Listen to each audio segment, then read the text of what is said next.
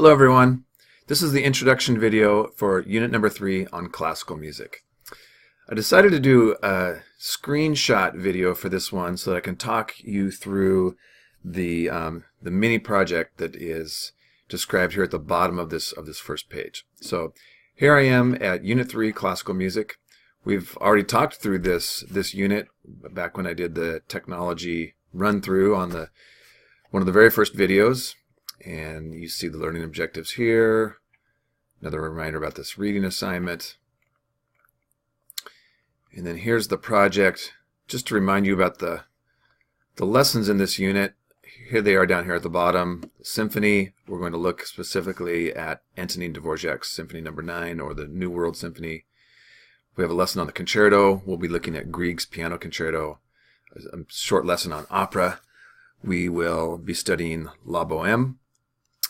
A lesson on chamber music. This is music written for smaller numbers of performers. It could be anywhere from 1 to 12. This is things like duets and trios and quartets, and just for smaller settings. And then finally we have a lesson on program music, and we look at Hector Berlioz's Symphonie Fantastique. So let's take a look at our project, and in a moment I'm going to show you a student example. So right here are the directions. I'm going to scroll up here to the top. So some of the reminders here about what this project is. So you're going to put together either a Google slide project or a PowerPoint. And the idea is that you're going to select a living composer, artist, or conductor that you want to inform the members of our class about. So the only thing is it needs to be a living person. So living composer, artist, or conductor. Anyone that you want.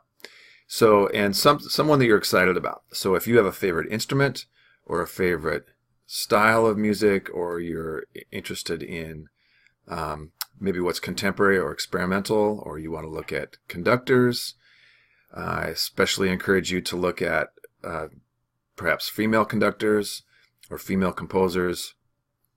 But really, whatever you want, something that you're excited about. This site here, NPR Music, is a great place to go to get some ideas generating.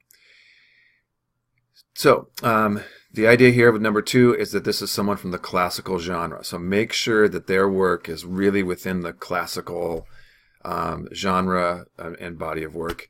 And you're going to want to find audio and video examples that you can show and demonstrate about this person to our class. So the typical length is about 7 to 9 Google slides or PowerPoint slides, and you're going to want to collect photos. It's a great idea to have a page that talks about their accomplishments, another page that talks about their musical style, their training, any professional experience and awards that they've had, important recordings. Sometimes students will put graphics of album covers or different performances that they've had throughout the world. Why is this person significant? And then a sampling of their work. And you want to include more than one musical sample. A good rule of reference is 3. And we won't want to listen to a 2-hour concert. Matter of fact, we won't have time to do that. Each person who reviews your project, myself included, will kind of scrub through your audio or your video examples. So 3 examples that are maybe 15 minutes each, where we can go in and listen to maybe 2 or 3 minutes of each example will work great. So number 4 here, consider your role as a teacher to inform and educate your audience. And I want you to think about that. If this was a live presentation, you would show us your PowerPoint, you would give us some of the highlights, and you would give us some bullet point comments about why this music is significant and what we would be listening for in that music. And that's one of the things you want to have come through in your presentation. Number 5, put it all together in an attractive visual layout. We don't want your project to be only text. We want some photos and some visual consideration for font size and bullet points and different things like that. And number 6 just talks about getting started brainstorming about this right away. And I think it's a good idea to do that early on in the week, or even midweek, so that by the time you get to the weekend and you're putting this together, you have a good idea about what you're looking at. Some other things to think about. Some of this is a rehash of before. So this first bullet point, find a composer, conductor, or artist that you're excited about. If you're excited and passionate about it, that will come through in your presentation. Second one, listen enough to the musical content so that you can easily point out some details. That's one of the things that students sometimes miss, is they don't spell out items in the music that really the listener should be focused in on. The third one here, spell out and identify several details about that musical content to your audience, and don't leave that out. Any presentations that leave that out score far less than the ones who do a good job of pointing those things out. Some exceptions here at the bottom. The first one is film and video game composers. I would really like for you to stay away from film composers. The idea here is that a composer like John Williams, who wrote the music for Star Wars or Superman, we all know about him. And while he did do some other music besides film composing, he's so well known that there's far better composers to choose from. If you choose a composer and you're wondering if it's acceptable, just send me an email and with a link to who they are, maybe a YouTube link, and I can check them out and get back with you. The second area is crossover artists, and what I mean by this is a person who plays a classical instrument, say the flute or the violin or the cello, but the music that they're mostly producing is in a popular form.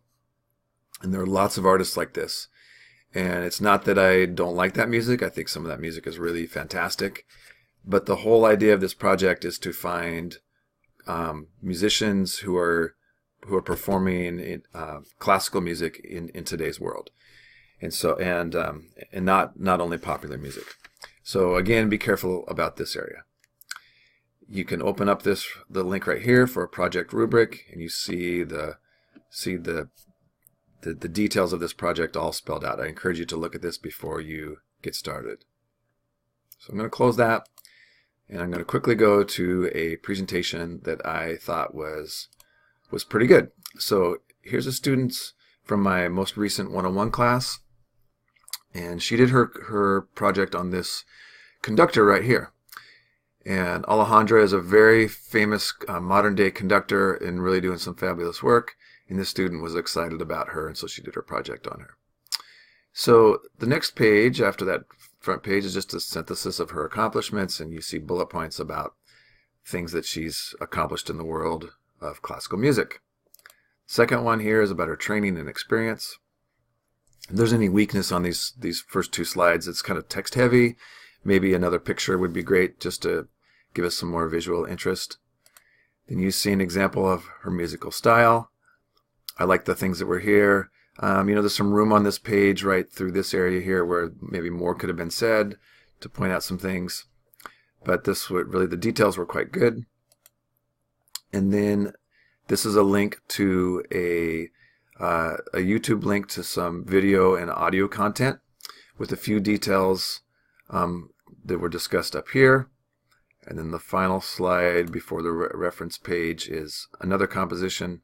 This is video with video and audio with some details right here. Then the final page is a list of sources and another picture.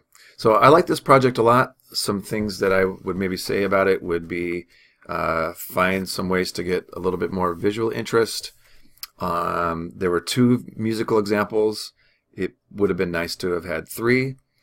And on these pages here, I can find some details about this music, but I would like it to focus in more on the specific musical elements.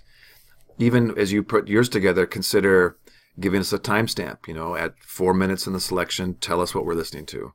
If that's a spot that you were excited about, or at 7.5 minutes in, how does it change there, or what should we be listening for at that moment? Give us some things that you would focus in on with that music, just like if you were presenting this live in front of our class. When you upload your project, if you do it in Google Slides, you want to make sure that you share it with everyone in your forum group, including me, so that we can view that. So that's a rundown of this project for Unit 3 and some things for you to be thinking about. Send questions my way if you have them, And good luck as you complete your work for Unit 3 in Music 101.